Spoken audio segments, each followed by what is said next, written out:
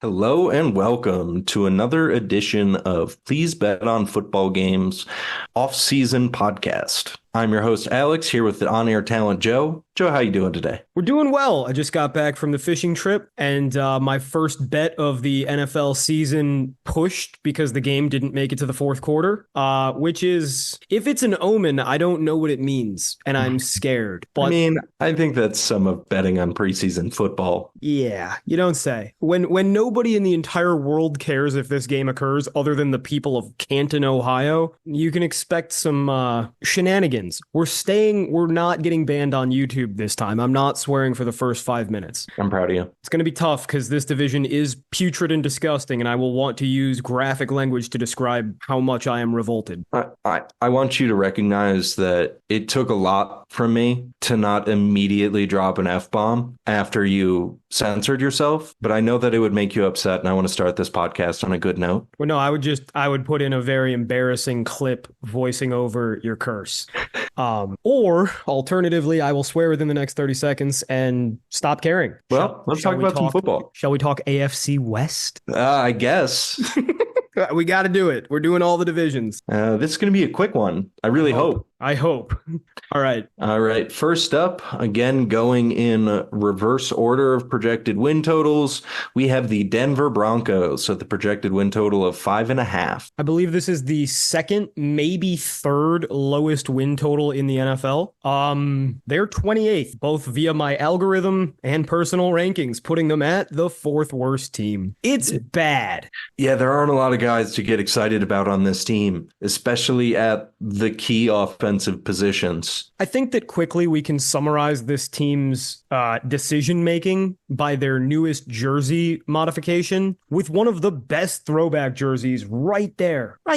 They decided to make their boring, extremely cheesy 2001 looking jerseys slightly cheesier, and not utilizing what is obviously the better choice. Shall we get into it? Let's. Wide receivers, what was once like quietly the most stacked receiving core in the NFL, or at least arguably up there, has kind of fallen apart completely. Courtland Sutton continues getting hurt every 3 minutes, and Tim Patrick joins him by being out for every other season. This season, it looks like Tim Patrick is in line to be healthy, but now he's like 30, and he was never fast to begin with. Additionally, the Josh Reynolds experiment continues as yet another team decides that they think he might actually be more than a special teamer. We can tell them, Lions fans can tell them, Cleveland fans can tell them, everybody can tell them Josh Reynolds is not a starting receiver. Did he play in Cleveland? I don't think he played, but I think he was on the team briefly. Well, it should show you his pedigree, given that a former very intense Browns fan has no idea that he was on the team. I could also be mistaken. I get him a little bit confused with Khalif Raymond and Kaderil Hodge and several other players who just continually get chances to be depth receivers for no other reason than I guess they're like 6'2". Kaderil Hodge definitely played in Cleveland. I will say I do love Marvin Mims, slot receiver out of Oklahoma, second round pick just because he's super tiny, but he's blazing fast. The man can run a streak. And maybe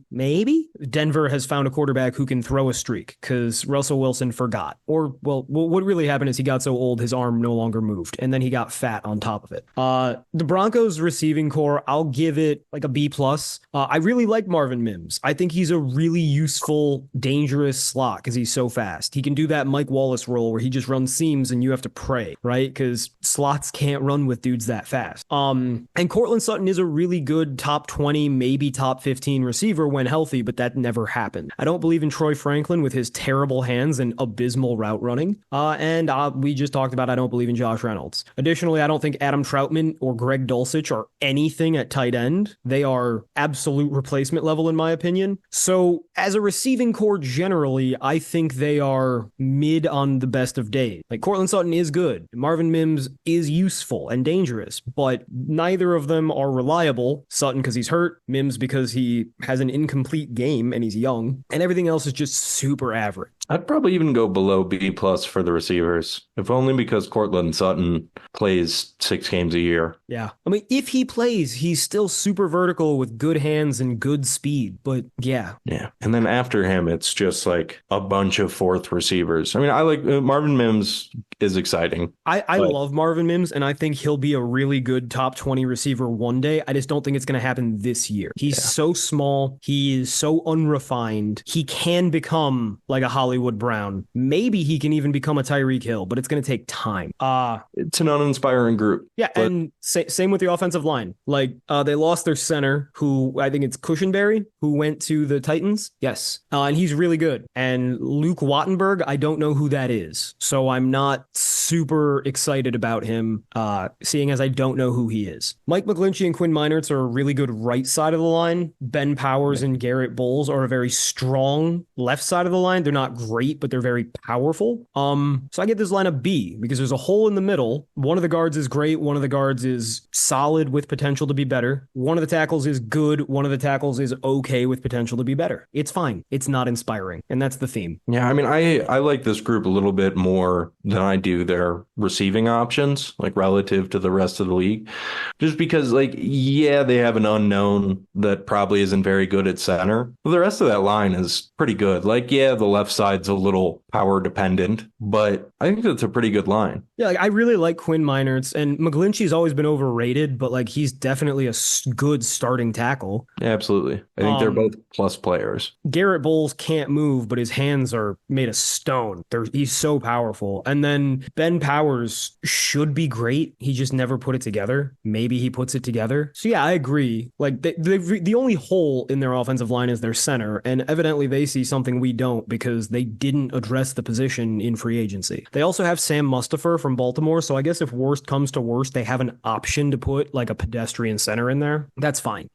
Quickly, I like Javonte Williams. He'll be healthy again this year. He's a good back. He is, but I think he has a little bit of that same problem as some of the receivers in that he can't fucking stay healthy either. Yep. The real elephant in the room is the quarterbacks. And it's tough because last year, this team almost went 500 with Russell Wilson. And none of these guys are as bad as Russell Wilson, except maybe Zach Wilson. But we don't know who's going to start technically.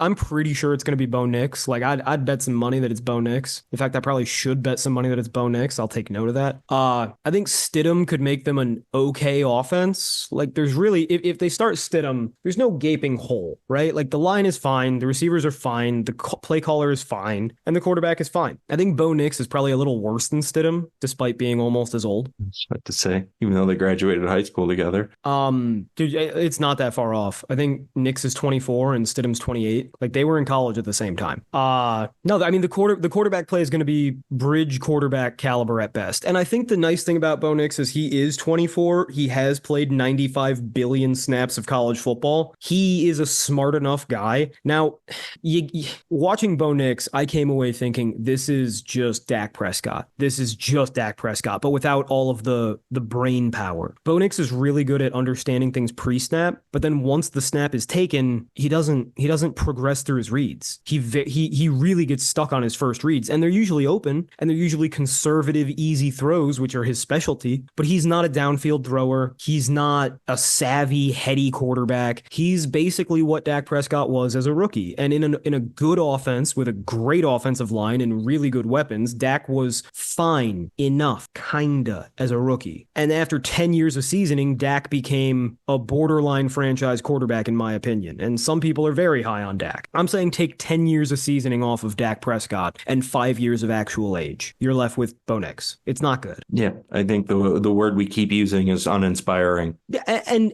that's the problem I have is, like, I have them rated as the 28th best team, but there really is nothing terrible about them. It's just that nothing's good, and the worst part is going to be their quarterback. So I think he can game manage, but I don't think that Sean Payton is the play caller we once thought he was, and I don't think that they have anything they can really lean on, so I don't know how they're going to be that much better. However, they have to be better than last year because, fuck, it's not Russell Wilson back there. And they lost Jerry Jeudy, which hurts, but they get Cortland Sutton back from injury. I don't know. I could see this team winning 6 or 7 games. I could as well, just because they are like just a little above average or about average everywhere. And when you don't have any like gaping holes, you are harder to attack. Like some of the teams we talk about where they have, three offensive linemen that can't play, or, no linebackers or something, where it makes it that like, all right, this is an extreme weakness that could tank their games.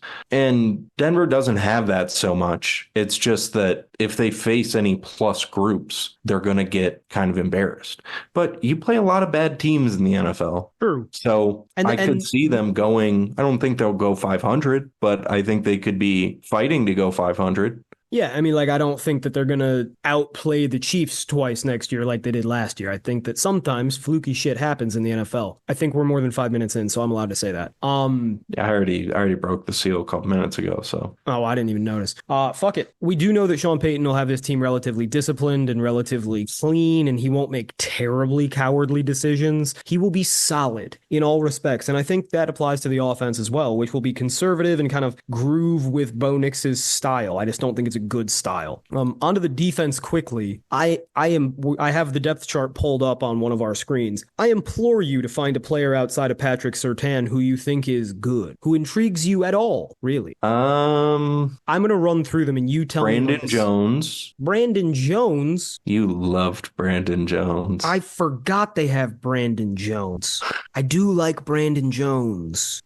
You stop me. Baron Browning is fun. Baron Browning is weird because he's a very athletic linebacker who can't cover or tackle, and he's been moved down to effectively defensive end, but he's only 6'1" or 6'2". Yeah. No, I mean, I don't think he's good. I think he's fun. He's intriguing. And Nick Bonito is similar in that he's like 6'2" and like 220 pounds, but he does have incredible bend. So like he's an intriguing rotational edge. But when you have two intriguing rotational edges and you have zero good edges, I mean, Jonathan Cooper is another intriguing rotational speed edge, but they have no real edges. And then their defensive tackles are going to be DJ Jones, who's solid, Jonathan Franklin Myers, who's fine, Zach Allen, who's solid, BC boy, linebackers, Cody Barton, Alex Singleton, tries real hard, loves the game, was actually amazing in the CFL. I don't doubt it. I mean, he's had his moments in the NFL. Captain of the Calgary Stampeders back when they were winning every championship with excellent defense and a power run game when we were in college and I was watching CFL. But yeah, PJ Locke, who the hell is that? That's their starting strong safety for some reason. Levi Wallace, starting cornerback. Oh no. Riley Moss comes back from injury, so we got two white corners in this league, but Riley Moss is not good.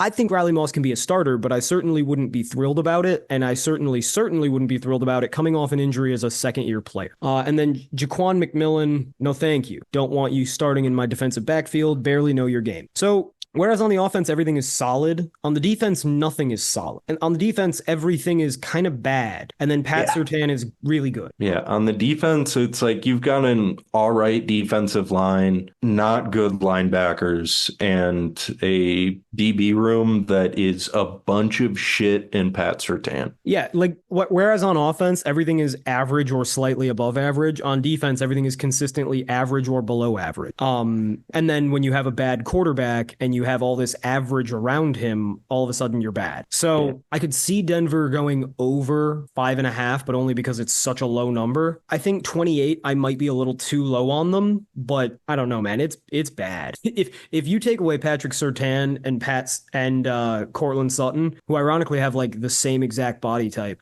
if you take both of them away due to, I don't know, injury, holdouts, whatever, this team has nothing to hang its hat on. Yeah, they are in a rough spot. And the defense, again, like they're going to give up points. Yeah. But I feel like they've got to play like a ball control offense and game where they're just trying to bleed clock. Like they have a powerful line. They have a running back that is good and hopefully healthy, and then a bad defense. And a rookie quarterback. So I feel like that could help them out.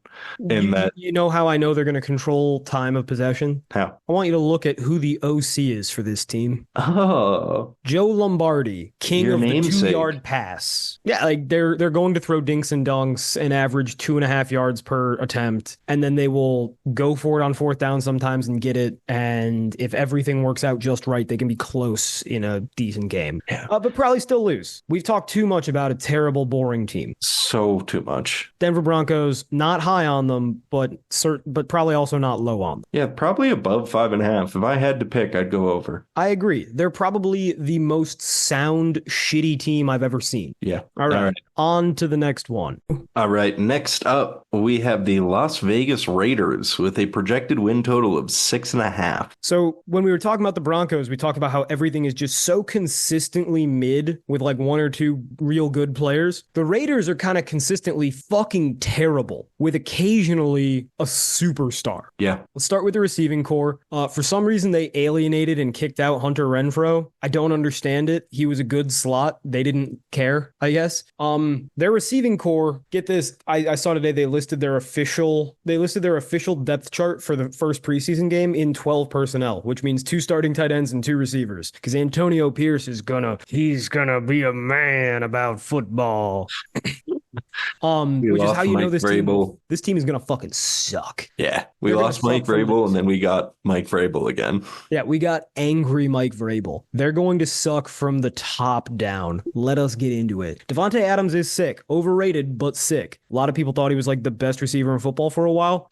No, he's 6'1", not very athletic, and just really smart. It's really good. He's a really good player. He's a top 20, maybe top 15 receiver. He's not top 5. He's probably not top 10. Yeah, I'd say he's around top 10 for me, but there are just a lot of really good receivers. Yeah. But he's very good. Like, he's a number 1 receiver that is going to improve your team and bail you out. Absolutely. Because he is that crafty. His releases are fantastic, and people throw route running as the kind of the wide receiver equivalent of anticipation or like accuracy when it comes to quarterbacks, where people just throw that buzzword around when they're like, oh, the stats are big, he has to be great. But Devontae Adams legitimately is a savant.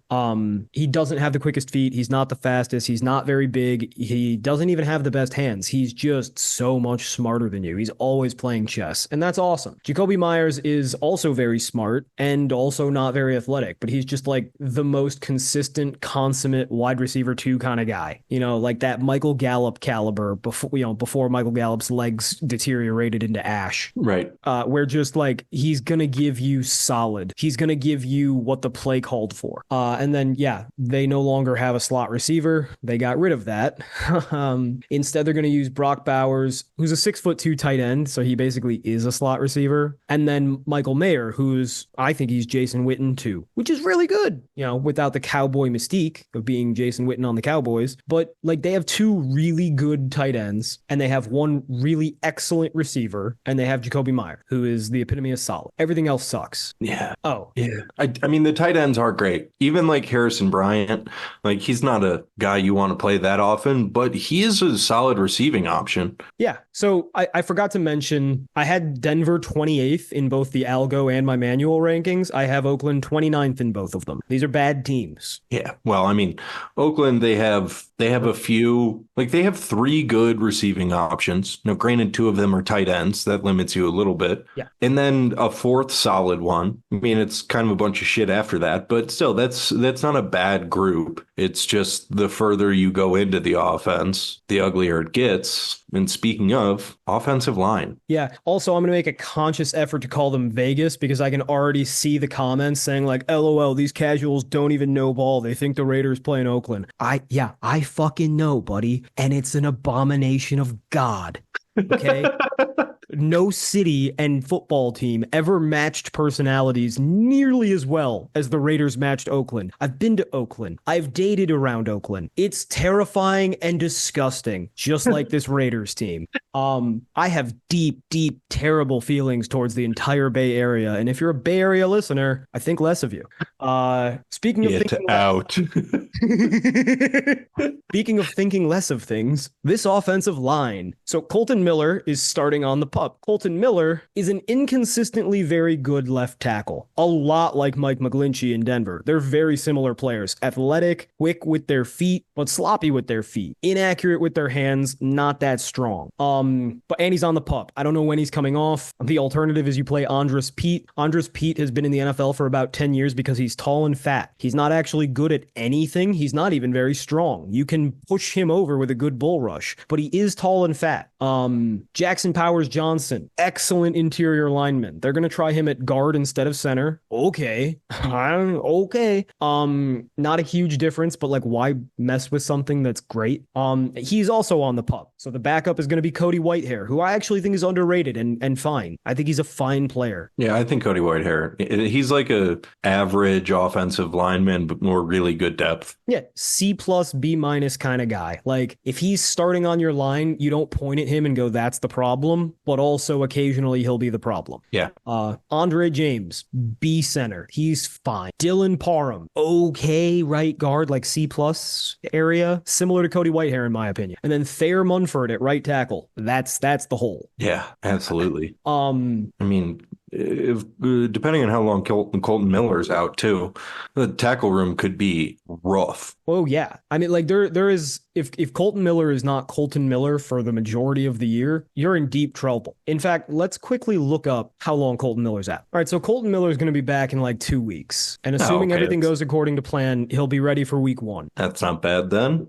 But it is a shoulder injury, and once you pop those things, they're broken forever. Oh, didn't he have a shoulder injury for like half of last season? Exactly. It's the same one. Oh. He got surgery on it, and he's recovering. Okay. So Colton Miller is already an injury-prone, slight guy. You might have to see some Andres Pete. Even if you don't, even if everybody that's supposed to start is healthy, you're looking at 2 good linemen, a decent lineman, and 2 not-so-good linemen. That's not a good line. No. And that also assumes that Jackson Powers Johnson's going to come in right from college, right off of the injured list, and immediately be the guy he will eventually be, which is a good guard.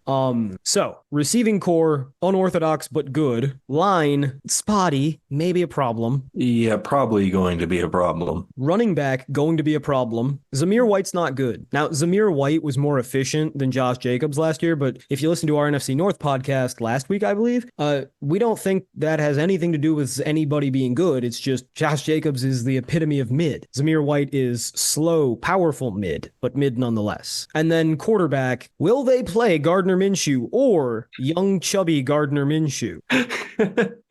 Yeah, it is rough. You were talking about Denver. Yeah, this is the less upside version of Bo Nix. Yeah, like Bo Nix is conservative by choice and like plays bitch football. Really, Aiden O'Connell and Gardner Minshew play bitch football because they have to. They don't want to. They're actually both really smart, aggressive quarterbacks. They just have no physical talent to speak of, and that will limit you, believe it or not.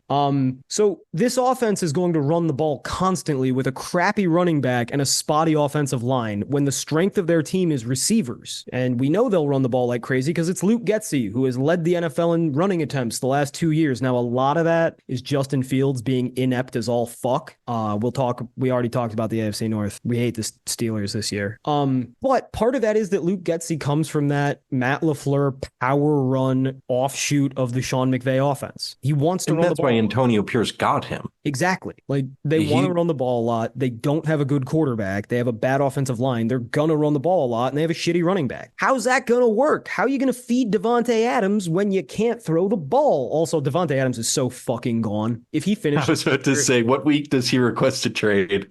He requested a trade 6 months ago. They just haven't figured it out yet. Devontae Adams will not finish this season in Oakland. I promise. No way. Well, I can guarantee he won't finish it in Oakland, and I'm also pretty sure he won't finish it in Vegas. Right. The stadium is beautiful. Vegas is a much nicer town than Oakland, but they're Oakland to me, god damn it. All right, let's talk about this defense and get off this miserable team. Yes. The defense, stop me if you've heard this before. There are a couple excellent pieces. Max Crosby, for my money, is the second best defensive end alive. Like, currently playing. Deacon Jones Deacon Jones died. Reggie White also died. A lot of good defensive ends are dying. But Lawrence Taylor's still alive, right?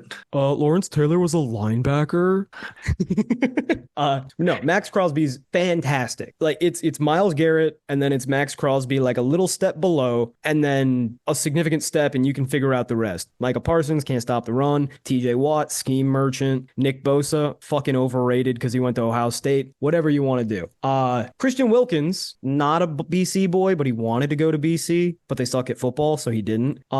Really, really good. So if you put them together, you've got half of a fucking insane defensive line. Here's the issue. Can't do that because John Jenkins isn't an NFL player and Malcolm Kuntz isn't an NFL player. And those are the other two starting defensive linemen. They drafted Tyree Wilson's ancient fucking ass in the top 10 last year because tall, not productive or fast or athletic or anything, but tall. That was some of the least inspiring tape I've ever seen. But tall. First round. Let's move to the linebackers real quick, where we have Robert Spillane. I am good friends with his first cousin. I'll tell you about that in a moment offline because you also know him. He's a Chicago boy. I appreciate you, Robert Spillane. You're not a great linebacker. He's very smart. He tries real hard. And these aren't even just the white stereotypes. He actually does embody them. And he makes lots of like nice interceptions because of it, because he's in the right place at the right time, because he knows what's going on. But he's not very athletic. He's certainly not big. His tackling is spotty. And then Divine Diablo is only a linebacker because he has the most stiff hips of all time and could no longer be a safety. He's not good, but he does run fast in a straight line. And he has a great name. Divine Diablo literally means heaven and hell. It's great. This man has a legendary name, and his game is anything but. Jack Jones has taken a break from armed robbing Panda Expresses, don't believe me, look it up, to fucking suck last year and be kind of a enigma. Like, if you told me Jack Jones was going to be really good this year, I'd be like, yeah, I've seen it. He's got it. And if you told me he was going to rob a Panda Express again, I'd be like, I've seen it. I know that he's capable of such things. Again, Jack Jones robbed a Panda Express when he was 16 with a gun. He tried to shoot people. He missed. And then he got arrested for bringing guns around last year after becoming a millionaire. Something tells me that Las Vegas might not be the best place for him. God. If only we had seen some really talented but troubled players go to Las Vegas and then ruin their lives immediately. Oh, wait, they have. And they've been there for 2 years. Arnett, Ruggs, that's enough. Yeah, again, they've been there for 2 years, right? It's not like they're like, oh, he drunk and drove. It's like, no, they're killers. They tried to or did kill people and a dog. Not to make light. Speaking of making light, let's make light work of the rest of this secondary. Marcus Epps, in his prime, not good. Also not in his prime. Trevon Moring, I thought he would be better than this. He's not. Yeah, same. He's mid, and that's fine. He can start. But in this defensive backfield, you need so much more than he can start to salvage it. Jacorian Bennett is going to be their starting right outside cornerback. This is a fucking practice squatter. I'm not joking. And then Nate Hobbs, who occasionally is really good, and he's an Illinois guy, so I got to give him props. But there's a reason that he's slot restricted. You can get deep on him pretty easy. Yeah. So how the fuck does this defense work? Now, some people are... Max Crosby gets home. Well, yeah, like literally you just got to stick Max Crosby and Christian Wilkins next to each other and be like, that's too much power in too small of an area for you to handle. You can't double team two dudes next to each other. You can't slide 4 offensive linemen to one side, but you kind of can, and you can chip and you can play quick game, and that defensive backfield's not stopping anything except for the flow of commerce at a Panda Express. Oh. That was really well done. Nice job. This defense is going to suck. Some people are excited about it because Antonio Pierce is a defensive guy. Listen, I have no doubt that Antonio Pierce could motivate Snorlax to sprint a mile. Pokemon fans, you get it. If you don't, the guy's got charisma. Charisma doesn't make players run faster. It makes them try harder, but when everybody's trying, that doesn't help. I think that they got a little bit of a dead cat bounce at the end of, like you throw a dead cat off a roof, even that will bounce, but a live cat will bounce a lot higher. I've never heard that. You've never heard of a dead cat bounce? That's a thing. I didn't make that up. We're very morbid with the Raiders, but it's fitting because they're from Oakland, or at least they should be. So no, the dead cat bounce is like when you get an interim head coach and all of a sudden the team goes on a little run. And the Raiders have become famous for this because they keep on hiring bad coaches or coaches who say things you're not allowed to say in emails and then getting their emails inexplicably read and exposed and then fired for emails, which is kind of curious and makes me think maybe something else is going on, but I don't know. By the way, John Gruden is coaching with the Chiefs this year. Isn't that fucking terrifying? They're just a hub of fucking Leviathan coaches. They must have at least 3 great offensive minds on staff at any time. And a 5-time Super Bowl winning defensive coordinator. Fuck. That helped. So, yeah, the Raiders, they suck. There's really no hope. They will lose their best player, Devontae Adams, or their second best player. And Max Crosby, man, I just hope he finds peace. Yeah. Sober King, though. He's Sober already King. found peace. I don't know if you've heard his story, why he got sober. Masochist Sober King. Wow. He didn't have a problem. He was just like, no, I think I would be a better person. It's like, oh, shit. Wow. You care about stuff. Why? I think this is a worse team than Denver. I agree. I have them 1 spot lower, which is why the fact that they have 1 more win projected confuses me and makes me think under. I feel like their win total should be flipped. Well, like, if we can't explain it, we can't bet it. So why is their win total higher? Because Gardner Minshew made the playoffs last year? Because Antonio Pierce won like 3 games last year? Is that it? I think it's Antonio Pierce, because everyone saw him go on a run last year, and they're probably doing the they have the guys. They just didn't have the voice because they had, useless McDaniels in there. And they see a couple big names and they're like, they got studs. And it's like, yeah, but they have 2 of them and you need 20. Yeah.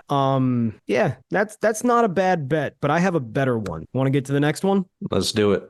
Next up, we have the Los Angeles Chargers. No, we don't. San Diego. I thought we were doing the right name, at least to start, so then we are dead get mad at naming you. half the teams in this division because it's proper, goddammit. All right. Next up, the San Diego Chargers. Yes. With a projected win total of 8.5. My power rankings are a little stratified. No, actually, they're not. The algorithm has them at 19, and I have them at 21. The reason that this team is 19th or 21st, depending on which of my power rankings you want to look at, is largely summarized by their head coaching hire, Jim Harbaugh, because they've built this team in quite exactly the image he cares for. Famously, this offseason, he said offensive linemen are weapons because he fundamentally doesn't understand football. As we've explained, like, I can already see the comments. These guys think they know football better than Jim Harbaugh. Yeah, I think I'm a lot smarter than Jim Harbaugh. That's why he went to college for being fast and throwing things, and I went to college for thinking with my brain. I think Jim Harbaugh has some very interesting ideas. I also think he has an incredibly outdated philosophy about football. Yes, I wish I had his drive, discipline, and charisma. He is a wonderful person, just not a smart one. I listened to him on Pardon My Take this very morning. The energy was through the roof. The positivity was fantastic. He also explained how for a long time he thought chickens were poisonous because they're nervous. So you shouldn't eat them or you'll become nervous. Then he bought and raised chickens and realized that they're strong and productive because they lay eggs every day. And now he thinks they're good to eat. You're trusting this man to lead your billion-dollar organization. How do you think the rest of his thoughts go? You think they make a lot of sense? Let's find out. He believes that he can start this season with the superstar quarterback running the ball through Greg Roman's quarterback run offense, like Lamar Jackson or a wide receiver would do, like Ronnie Brown did. Awesome. Additionally, because they don't value throwing the football, it's only 2024 after all. Their starting wide receivers are going to be DJ Chark and Josh Palmer. DJ Chark had that one season where being 6'4" and super fast mattered, and then other than that, he's been hurt and dumb. Josh Palmer epitomizes underwhelming because he looks like he should be mid, but then he's not quite mid. He's worse. Hey, don't forget about first-round pick from last season, Quentin Johnson. Quentin Johnson legitimately, and I mean this completely seriously, cannot raise his hands above his shoulders, which makes it difficult to catch the ball with your hands. In fact, I saw this offseason and reposted on Twitter a video of him trying to make a jump ball catch with his belly button. That's not a joke. Go look it up. He actually won a jump ball by catching the ball 3 inches above his cup. I mean, you kind of have to be sitting there as a coach, though. Like, God, I mean, he's winning jump balls and he's trying to catch the ball below his waist. If we could just get him to turn his hands the other direction and be above his shoulders, he might be the best receiver we've ever had. Now, a lot of coaches think that way, and that's obviously why he was drafted in the first round, because he couldn't like run routes. At TCU, he literally ran 4 routes. He ran screens, he ran corners, he ran streaks. And sometime when they were feeling feisty, he'd run a deep sail. That's it. He doesn't cut. He doesn't know how routes work. He runs routes terribly. But the problem is that when you look at a guy who's 6'3", 23 years old, and still can't catch the football, and you say, if I could just teach him to catch the football, it's kind of like if I were to say, damn, if only that guy with cerebral palsy had motor skills. You know, because both of them involve bad motor skills. Things that don't typically develop when you're in your mid-20s. So I don't think Quentin Johnson will really figure it out. I think there are ways you can use him because he is a 6'2", 6'3", well-built, fast man. Get the ball into his stomach and let him run. He can set up bubble screens. He's a good returner. He actually has pretty decent vision in the open field, but he's never going to be an outside receiver. He probably won't be a slot because he can't run routes, and you kind of have to run routes to play wide receiver. Additionally, I think Brendan Rice will eventually take over the X position instead of Josh Palmer or DJ Chark. He's not fast. His hands are just fine. Yes, he is the son of Jerry Rice, and I think that will actually help him. I don't think it needs to. I think he is a fine replacement level starting wide receiver as an X, just because he's big, strong, relatively savvy, decent ball winner. Not good, but fine. Ladd McConkey, one of the most misunderstood players in the NFL already. Yes, he is a short white guy who plays slot receiver, but he's very athletic, extremely quick, very fast, does not play like Wes Welker or Julian Edelman. He's Emmanuel Sanders, if you ask me. Very fast. I think Ladd McConkey's awesome, and I think that he could be a really good fantasy value if I thought the Chargers would ever throw the ball, and I don't. I don't know how a slot receiver, who will ostensibly be a wide receiver 3, as in like you don't put him in I formation 2 wide receiver sets very often. I don't see how he gets enough volume. So I think that they're going to purposefully not use their talent to the best of their ability. Kind of like how they're about to take a probably top 3, almost certainly top 3 quarterback and make him run the ball and hand it off to Gus Edwards and the ghost of J.K. Dobbins' knees. That's their plan. He'll get to throw on 3rd and 9. And when they're down 25, they have turned their offensive line into a fucking horse. Like, it is a top 5 offensive line in the league, but who are they going to throw to? And when are they going to throw? They're not going to throw. And when they do try to throw, nobody's going to be open because Greg Roman is one of the worst pass designing offensive coordinators in the NFL, and he doesn't like to call the pass plays, probably because he knows he's not good at making them. So they're going to hand the ball off to Gus Edwards, who's like 30 and has never been a starter in this league. And when he's not getting the ball, they'll be giving it to J.K. Dobbins, who's like 26 and on his 95th ACL. I was about to say, and has torn every ligament in his lower half. Well, on the bright side, they might just hand the ball off to converted defensive tackle Ben Mason, because, hey, he went to fucking Michigan, right? Yeah, I think this team is the most frustrating back-asswards team in the entire NFL. And due to no fault of the current regime, they have been blessed with, unfortunately for us, a remarkable quarterback and offensive line who will keep them above 2 wins. But if Justin Herbert does not play or the offensive line underperforms, which I highly doubt it will, elite tackles, very good guards, good center. If for some reason the quarterback goes down, like he breaks his foot on a designed run in practice because you do fucking stupid shit, Greg Roman. This already happened. This team will not win 2 games. Unfortunately, I think Justin Herbert will play through it because he's a fucking tough son of a bitch, and they will win like 5. Should we move to the defense? Have I exhausted all of the fucking anger on the offense, or do you have more to add?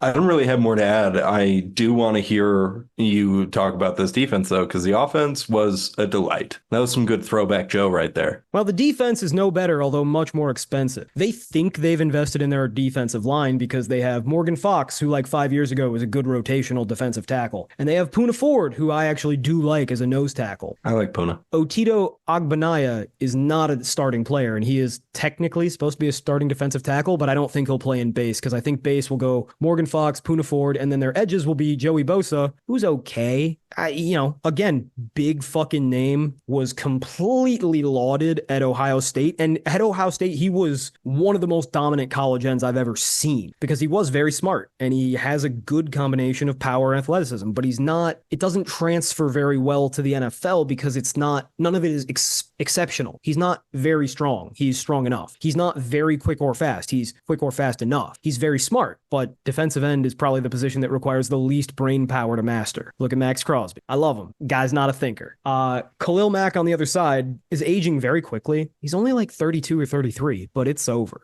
He's still a mediocre player, but so you've got two extremely expensive defensive ends who are solid, maybe even a little better than that. And you've got two defensive tackles who are mid, maybe a little worse than that. I do really like Tuli Pulotu. Got it. I like him a lot. I actually think he plays very similar to a younger, maybe even stronger Joey Bosa. Really great bend, good finesse moves, a powerful guy for his size. He's only like 6'2", 230. Defensive ends just keep shrinking and it really pisses me off. So their defensive line is mediocre on the best of days. They also have Bud Dupree because they wanted to make sure they spent the most possible money on the most overrated defensive ends. Bud Dupree is terrible, but he does run fast in a straight line. Zippity-doo-dah.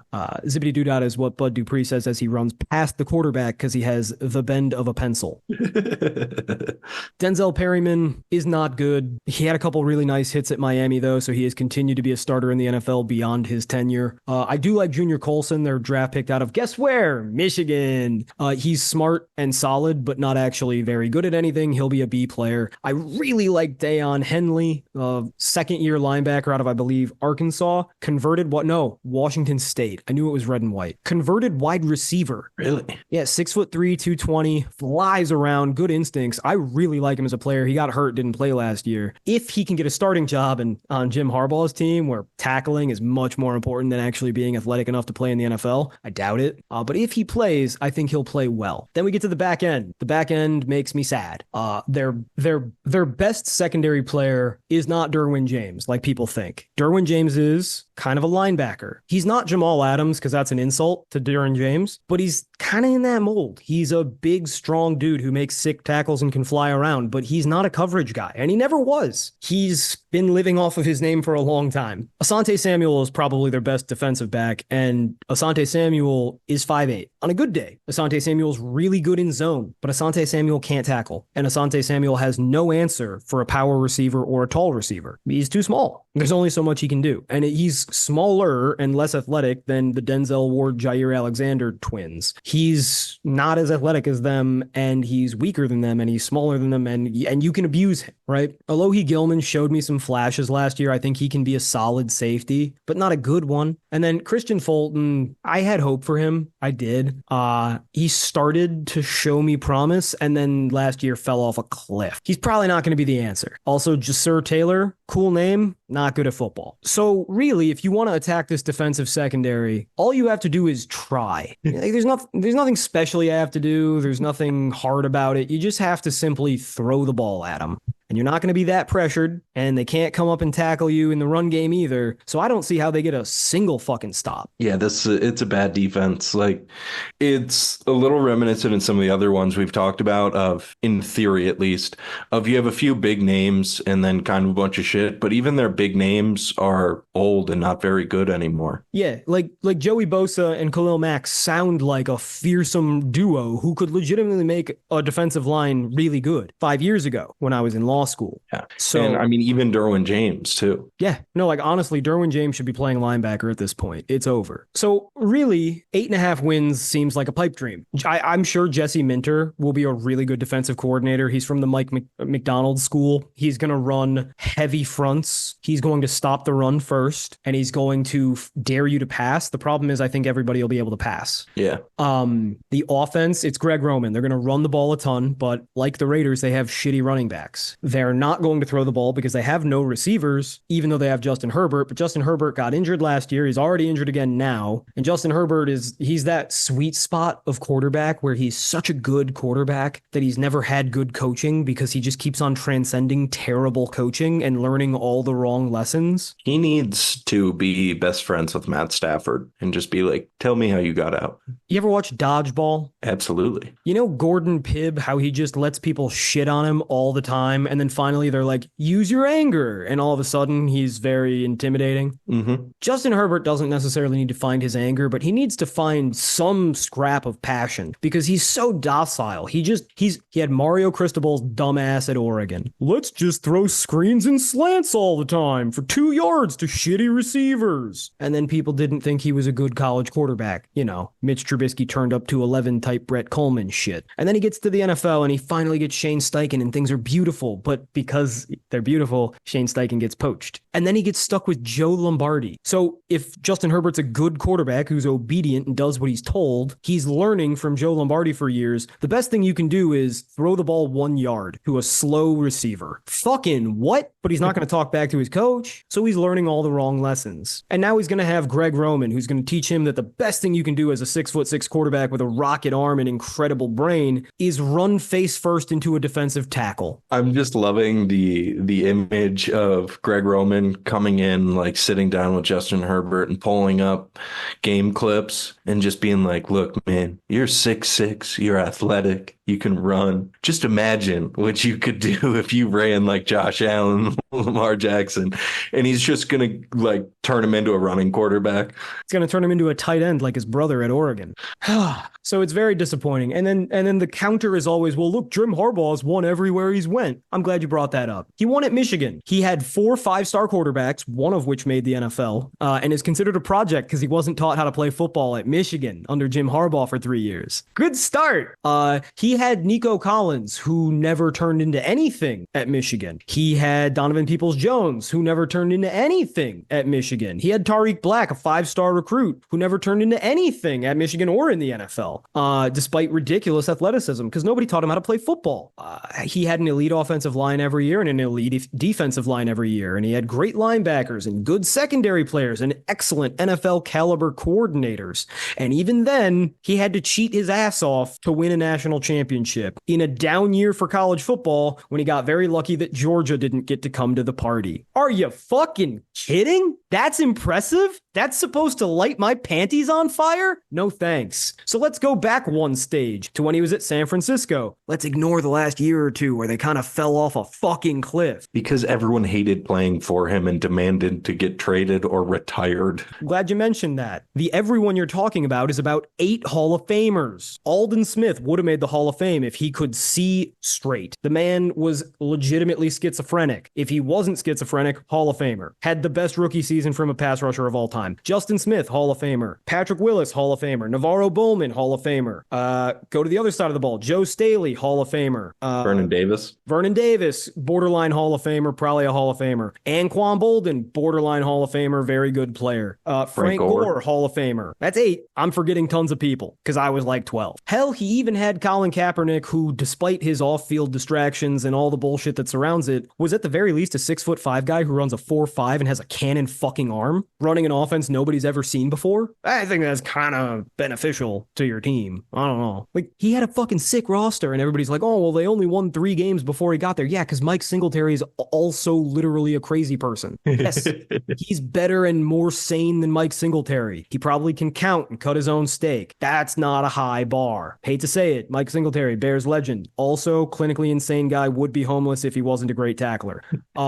Even at Stanford, where he had Andrew Luck, heralded as the best quarterback prospect of our lifetimes, they never, for even a season, averaged 30 passes a game. With Andrew Luck and Kobe Fleener and Zach Ertz. And they also had that white wide receiver who was kind of good for a little bit, but then he had concussion problems. Doesn't matter. They had a passing offense. They had a legitimate great offensive line and a passing offense in the Pac-12. 12, or Oregon scoring 70 points a game, and they never threw the ball 30 times with the college equivalent of Tom Brady. It's not going to be different in San Diego or in LA. El Segundo, technically. It's not going to be different. They're going to do the same shit. They're going to run the ball with their shitty running backs. There's a reason Harbaugh thinks of offensive linemen as weapons. In the pass blocking game, an entire offensive line needs to be good. In the run blocking game, only one of them needs to make penetration. He thinks of football as a running the ball up the middle game. That's why Michigan, despite all that talent, never had a good offense. They just ran the ball straight ahead and figured if our guys are more talented than yours, we'll win. And that works when all your guys are way more talented than their guys. It doesn't work if it's even close. By the way, in San Francisco, with all those Hall of Famers, not good players, Hall of Famer, he had to rely on Vic Fangio, the best defensive coordinator of his era, being great, revolutionizing defense in the NFL for 5 years. He had to rely on Greg Roman running an offense nobody had seen. And even then, they didn't do shit against good teams. They just made the playoffs a bunch in a weak division with the Jeff Fisher Rams. As soon as the Seahawks figured out how to play football, they beat that ass. As soon as the Legion of Boom came around, they beat that ass. If your claim to fame is getting to a Super Bowl and getting spanked by your brother, not that good. What do you mean? They were leading the game. They were in charge until the deep state came in and turned off the lights. I think it was actually the opposite. I think they were getting blown out. The lights went off and they came back a little. How was it? Yeah. And I know that because I loved Colin Kaepernick at the time and I really wanted to see him succeed. Yeah, they got blown out by the corpse of Ray Lewis. We've talked a lot about murderers this podcast. Corpse of Ray Lewis, corpse of Terrell Suggs, Joe Flacco of all people. Like, they didn't get beaten by like a sick Ravens team. They got beaten by a pretty mid Ravens team and they got beaten bad. That was the playoff when Ray Lewis was spraying deer antler spray on his broken arm so that he could play despite not being able to tackle, if you recall. Yeah, I remember. He was like literally just he knew everyone's offense so well that like he was still valuable because he could call out what the play was. But yeah, he was useless actually being on the field. Yeah, he was still slow and like belly bumping dudes to tackle them, but he did know where to be so he could slow people down. Yeah, Jim Harbaugh, massive fraud. Chargers, terrible. If Justin Herbert misses a game, they will lose it. They are not better than last year. I think they might even be significantly worse. 8.5 wins is a pipe dream. We got a best bet for this week. Chargers, under 8.5 wins. Lock it in. 2 units. Cha-ching. Ooh, 2 units. 2 units. I like the under on this as much as I like the over on the Titan. I was about to say, sir, those are 2 official picks that we've made. Yep, and they will be on the That's Patreon. What I thought. Hell yeah. All right. That part is not free on the Patreon. Not free on the Patreon. Free on the podcast. Free Patreon, not free. You got to come and laugh at our jokes and talk ball with us to get the free picks. Or you can pay $10 and ignore us. Or you can just tell me that I'm dumb and lose money, and I will cry into my $100 bills. Shall we talk about the most boring team in the division? Yeah. And for our final team in the AFC West, we have the reigning Super Bowl champs, Kansas City Chiefs, with a projected win total of 11.5. The algorithm has the Kansas City Chiefs at number 1. But my analog handmade rankings also have the Kansas City Chiefs at number 1. Don't overthink it. Yes, on Twitter, some people like to get on me because I'm lower on Patrick Mahomes than most. I don't think he's the second best quarterback of all time. I think he's a top 5 quarterback of right now. Oh no! I also think Andy Reid's the best coach I've ever seen. Wasn't old enough for Bill Walsh. Don't know about him. Maybe he was great. Maybe George Halas was great. Andy Reid clears Bill Belichick every fucking time. That's all I know. Quickly, let's just look at this coaching staff because holy fuck, dude. Andy Reid, best coach of all time. I think Matt Nagy is a really, really great play caller at the least, and probably also a good head coach when not saddled with Mitch Trubisky and Justin Fields. Yeah. Whoops. Remember when he ruined Justin Fields and then everybody else also ruined Justin Fields, who's now going to be a kick returner? They have John Gruden coaching their wide receivers right now and consulting on play design. Jesus fucking Christ. Steve Spagnuolo, 5-time Super Bowl winner, pioneer of the NASCAR defense, fucking insane, like most versatile defensive coordinator in the NFL. And then Dave Tube has been considered the best special teams coach since I was like 4 because he was all the Bears had to hang their hat on when I was a small child. Taub tube, don't care. Now to the players. Last year, people loved bitching about how the Chiefs had no receivers, ignoring the fact that they have the best tight end of all time. Travis Kelce's still that dude. He's lost a bunch of speed. He has. But now he's a genius. Travis Kelce, for years, was a super athletic guy with awesome hands who didn't understand how to play tight end. He's lost a step, but he is now the smartest tight end. What a dream come true. I don't know if his off-field life is going to get in the way of his brilliant football career, but I would doubt it because this man used to have a dating show where he called himself Sexual Chocolate and still was the best tight end of all time. As far as wide receivers, look, Sky Moore lives to confuse and disappoint me. I don't understand how he's so bad. Kadarius Toney lives to tear the very soul from my throat. He can't catch or speak English or run a route or be relied upon for anything, but god damn is he amazing with the ball in his hands. That being said, Justin Watson is quietly like a borderline starting caliber receiver, and he's wide receiver 4. Guy's 6'4", runs a 4.3, and he has great hands, and he can't get on the field. There's a reason. Hollywood Brown finally has an NFL quarterback who can pass the ball to him. Kyler Murray couldn't fucking do it and was hurt. And Lamar Jackson, I'm sorry, he's exciting. He's not a good passer, especially deep where Hollywood Brown makes his money. You know who's a good passer deep? Patrick Mahomes. Patrick Mahomes is a good passer deep. Rashee Rice, dude, it's all murderers. It's all killers. Rashee Rice was not successful in killing people, but he tried his best, his very, very best. And then ran away with guns. Jesus. What the fuck is going on in the wild, wild AFC West? He knew how to limit charges. Evidently. So Rashee Rice, if he plays, and apparently he's fucking gonna because Roger Goodell has no nuts, Rashee Rice is a really good receiver. He's a second-year guy who is smart on the field, despite his failings mentally off the field, and he has good hands, and he's a powerful, impassioned runner. Like, he's a good player. And Xavier Worthy, look, I love speed. It's my favorite attribute for a receiver. When I play Madden, I don't give a fuck if you can do anything, just run fast, deep. That's all I want. Xavier Worthy fits that to a T, but it is very hard to ignore the fact that he dropped about 11% of catchable footballs thrown to him last year in college. Now, people say he had a broken hand. Frankly, I would like to see the evidence, because it wasn't that much better the year before. But if he can catch anything, you now have 2 twin speed terrors on the outside, like some Georgia defensive tackles on the highway, flying, and they're just as deadly. But boy, will they tear your heart out, because they don't catch so good. Also, Mecole Hardman will get a bunch of end arounds and turn them into good yards, but then never play wide receiver worth a goddamn. Andy Reid is a fucking genius. He will turn this into a good receiving core, and they may have drops, but they will be wide open deep. And I don't care if you drop a ball deep every once in 4 or 5 tries, because Patrick Mahomes is going to be accurate on 3 of every 5 attempts. If he's accurate 3 times and you drop one of them, 2 out of 5 deep shots is a touchdown almost every drive. That's how that works. That's math. I love that. No one can poke holes in that math. I mean, just very, very simply, football is a game about getting open, getting the open person the ball, and making him run to the end zone. And if you're so goddamn fast nobody can run with you, I think you're good at it. Yeah, no, it makes sense. Offensive line is going to be a little bit of a problem. Like, the interior 3 are genius level great. Creed Humphrey, best center? Second best center? We agreed second best center. Yeah, I think so. Trey Smith, top 5 guard? Yeah, he's great. He's a guy that, like, we were talking about before we started recording about people that dropped in the draft, and you go, oh my God, how did he get to this far?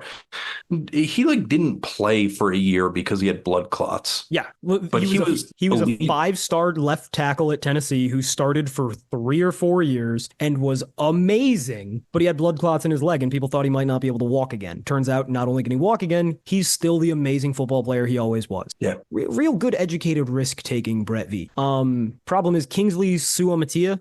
I can't pronounce his name very well. I think that's a good attempt. I watched like 2 games of his film and was not impressed enough that I thought I needed to keep going. I thought he was a mediocre starter at the very best. I thought he was like a C+ guy. Prove me wrong. Andy Reid can sure coach up an offensive lineman. He's one of the best. Like, how crazy is it that a dude who's an offensive line guru also is the best play designer and caller of all time? How the fuck does that work? And he's been doing it for 30 years. God damn, Andy Reid. If only he could parent a quarter as good as he can think about football. Jesus.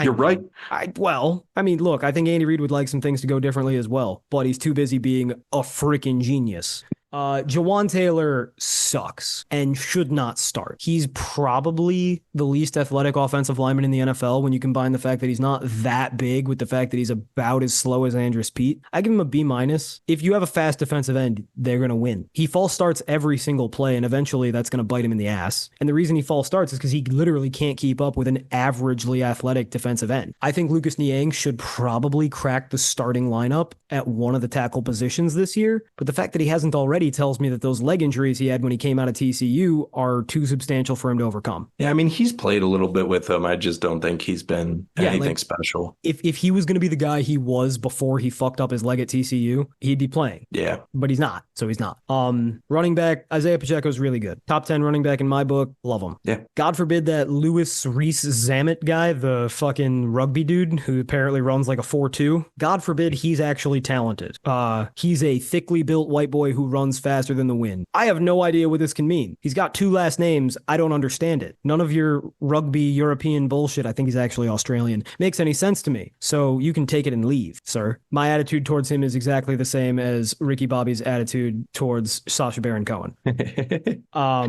Yeah, Patrick Mahomes is really fucking good. That's it. Like, yeah. I'm lower on Patrick Mahomes than most. I think he's less good than most people do. I think that the reason that there is a discrepancy is because I also think that Matt Nagy and Andy Reid are fucking geniuses who make Patrick Mahomes look a little better. In the end, we all agree the Chiefs are fucking incredible. Yep, their offense is insane. Yeah, like, I'm not even going to get into the Patrick Mahomes debate. He's good. He's a very good starting quarterback. Their offense is excellent. He doesn't need a lot of help to make it excellent. On defense, I mean, dude, people do not recognize that last year this was a defense first team. Like, the Chiefs offense was not good last year until the playoffs. And then even in the playoffs, it was okay. It was good. It was not great. Like, Patrick Mahomes won the Super Bowl, so people think like, oh, Patrick Mahomes had an awesome season. No, he wasn't very good. The offense wasn't very good most of the year. There's a ton of drops. Those aren't his fault. But the defense was so fucking good. They were beating up teams by scoring 17 points. Yeah. There's a reason he didn't win MVP in a down year for like the NFL as a whole. Well, it actually wasn't a down year if you simply watched Josh Allen play a game of football, but people don't like doing that evidently. Let's talk about the Chiefs defense. George Karlaftis is a mediocre defensive end, but a great defensive tackle. Chris Jones is a mediocre defensive end, but an incredible defensive tackle. Derek Nottie is a mediocre defensive end, but a pretty decent defensive tackle. Mike Dana is a bad defensive end, but a mediocre defensive tackle. And Charles Omenihu is a mediocre defensive end, but a really good defensive tackle. Are you noticing this pattern, my man? They like big boys. They like 4 techniques, and they built the entire defensive line out of 3 and 4 techniques. Tershawn Wharton, also a 3 technique. Mike Pennell, more of a 2 or 3 technique. Felix Anudike Uzoma, complete outlier. Total 7 tech. Speed finesse rusher. Don't understand how he fits into this. Maybe they just thought, like, we need one guy who's actually got athleticism on the outside. He didn't play last year. Kansas State product. I think he's going to be like a 24 or 25-year-old second-year player. But he is quick, and he's fast, and he's got good bend. And I think that he can be a really good, well, not really good. I think he could be a solid rotational rusher on 3rd down. And when you've got man-eaters like Omenihu, Jones, Karlaftis, and Dana on the field with him, he's going to get one-on-ones. And they're going to stuff the middle so you can't run on it, and he's going to get around the edge, I think. If he's healthy, who knows? Omenihu also needs to get healthy. He was out all last year. Derek Nottie needs to get healthy. He was hurt late last season. Linebackers. Weird linebackers, but good linebackers. Drew Tranquil, good player. Smart, tries hard. Dad was a coach. Yada yada. White. Nick Bolton, really good. Fast, tries hard, solid in coverage. Leo Chenal, weird. Yeah. Super powerful. Very fast. Small. It's like a fucking truck, but a truck that doesn't wrap up very well. I kind of think he should be a defensive end, but they use him in a creative way. I was about to say, because I think he was like a hybrid in college. He was. And he should be.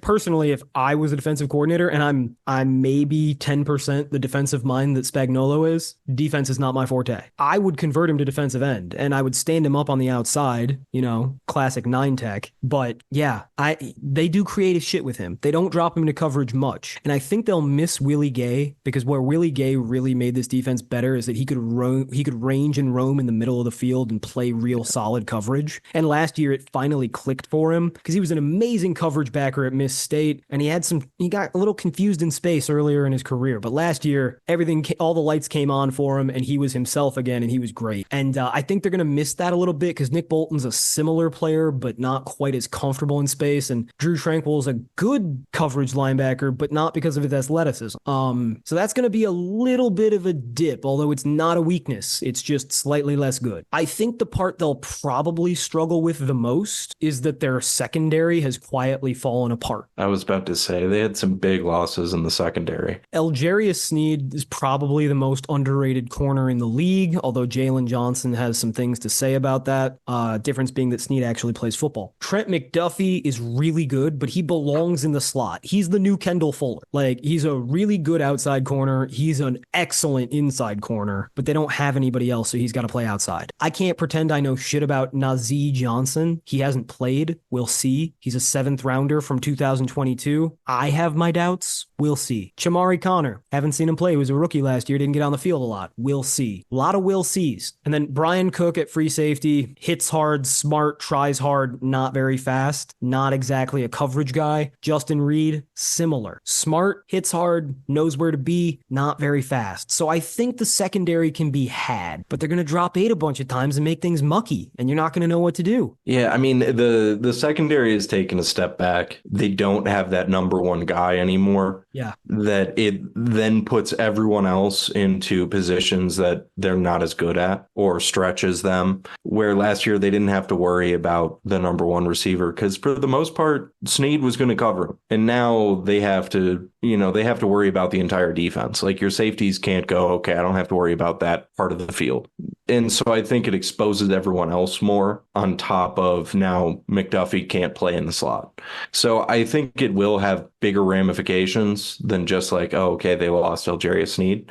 I think it makes everyone else worse. But the offense is still going to be elite. They have solid linebackers that fit a variety of roles. They have a very big, deep defensive line. So, like, is it going to really affect them that much? I don't think so. I mean, that's the thing. Like, they're a vulnerable team. They're not like a 2000 like teens Patriots team where it's like, fuck, they're just gonna win. They're gonna get to the Super Bowl or close, and they're probably gonna win unless some crazy shit happens. They're not. This Chiefs team is not like that. Like, there's a reason Denver beat them last year, and it can be done again. The problem is, on any given Sunday, in fact, on most Sundays, this Chiefs team can score 35 points. Can you? Exactly. Like, yeah, the defense probably going to give up a few more points. And yeah, last year they were more of a defense. They relied on the defense more. But I think at least the playmakers got better. Yeah. The offensive line is still good. And you still have Patrick Mahomes and Andy Reid. So, like, I think the offense is going to be better than it was last year. The defense might be a little bit worse. Like, yeah, they're not a complete juggernaut, but there really aren't any. Yeah, exactly. It's a weak NFL right now. And, like, because think about it. You got Mahomes and Reid. Find me another offensive genius that has a legitimate top 5, top 10 quarterback. You can argue that Tua doesn't suck, but he's certainly not top 5. You can argue that Joe Burrow is good, but you can't argue he's top 5. And I don't think many people think that Zach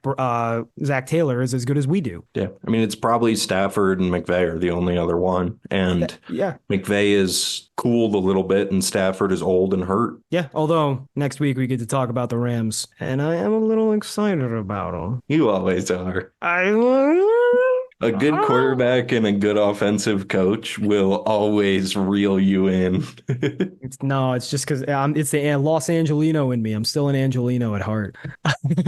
Like, the Chiefs are boring because they're going to be the same thing they were last year, kinda. A little less. You know what they'll actually be is remember 2 years ago when Mahomes, like, low key wasn't very good and they still made a deep playoff run. It's going to be that. Like, the Chiefs offense will be explosive, but not as consistent as they were when they had Tyreek and Mahomes, like, firing on all cylinders. But they're going to be really good. And the defense won't be as great as it was last year, but it'll be good. And the division, as we've already kind of gone over, chugs feces from a fire hose. So they're going to win 5 of those games minimum, unless they really fuck up, which last year they did. I'd say they are known to drop a game to the Broncos or the Raiders every year. Look, I'm not betting on their over-under because 11.5 is just too high. If I had to, I'd bet over because Yeah. they're probably the best team in the NFL. That being said, we are in an era of parity in the NFL. There are no really great teams. There are no super great teams. There are great teams. The Chiefs are a great team, but who else is in the AFC? Like, you got the Ravens. Their offense is hit or miss. They never score 20 points on a good team. You got the Bills. It's Josh Allen and a bunch of schmoes. So, the Chiefs can have anybody. As long as when the Chiefs play their best game, nobody's going to touch them. Yeah. And if the Chiefs play an average game, they're still probably going to win. So they're not very exciting. But I am excited about Hollywood Brown. I think Hollywood Brown's going to fucking eat. I think people are going to be like, wow, Hollywood Brown became a top 10 receiver. And it's going to be like, yeah, it's crazy what happens when you actually have a fucking pass-first quarterback in the NFL. Yeah, wow. Being fast and getting open all the time seems to be helpful. Wow. I think it's going to be a much more fun offense than it was last year. Yeah, because MVS and Mahomes were always so disjointed. Like, in theory, they should work beautifully together, but they never did. Yeah. And now you add two very good, like, speed field stretching threats. Like, even if Worthy has some catching issues, they still got to fucking cover him. Yeah. And you know what? That offense is going to be able to spread the other team's defense out a lot more. Two things we haven't considered. What if Sky Moore finally remembers how to play football? How many receivers can they even have on the field, though? Well, the thing is, like, Hollywood's going to be on the field at all times. Rashee Rice will be on the field as long as he's not in his cell. Travis Kelce will be on the field at all times. There's three. So then you get to mix in Sky Moore, who he was really good in college. Yeah. It's all there. He just needs to do it. But when they put him on the field, he makes dumb mistakes and he just, like, doesn't understand how to beat press. That's mental. That can be fixed. He did it in college. He just needs to add more to his repertoire. And now he's got John fucking Gruden teaching him how to do it. One of the best wide receiver coaches of all fucking time. And then the second one we haven't considered is look at the fourth string tight end for the Chiefs and tell me what you think he might be able to do. I know. I saw that earlier too. Irv Smith, like, he didn't really do anything. No, he had flashes in Minnesota. He barely did anything at Alabama. And then he did nothing last year. Well, because he's not a tight end. He's a 6'2", 4'5" speed kind of slot receiver. And he can play the slot in Kansas City. They can use him like a wide receiver because they need wide receivers more than they need a tight end. Yeah. So if anybody's going to figure it out, it'll be Andy Reid. And there's something there. There's athleticism there. We've seen him be good in college. So there's hope. There's an inkling of hope. Yeah. I mean, he had flashes in Minnesota. I mean, he was never consistent. He'd get hurt and he'd drop some stuff. But occasionally you'd see him where he'd get off on a seam or he'd go make a play in the red zone. He's athletic. Yeah, he just is a tweener. And if anybody's going to learn how to use a tweener, it's Andy Reid. Absolutely. All right. Let's wrap it up. Yeah, let's. All right. Well, our quick run through of this division did not end up being very quick. No, never does. I don't know why we fool ourselves with that every time. I always forget how much fun it is to roast people. Exactly. Like, we go and are like, oh, this team's terrible. But then we get into talking about why all these teams are terrible. And we have entirely too much hater in our heart. I think we've provided value to the listener by teaching them about Panda Express. And the fallacy of Jim Harbaugh. Let's move quickly so I don't get stuck again.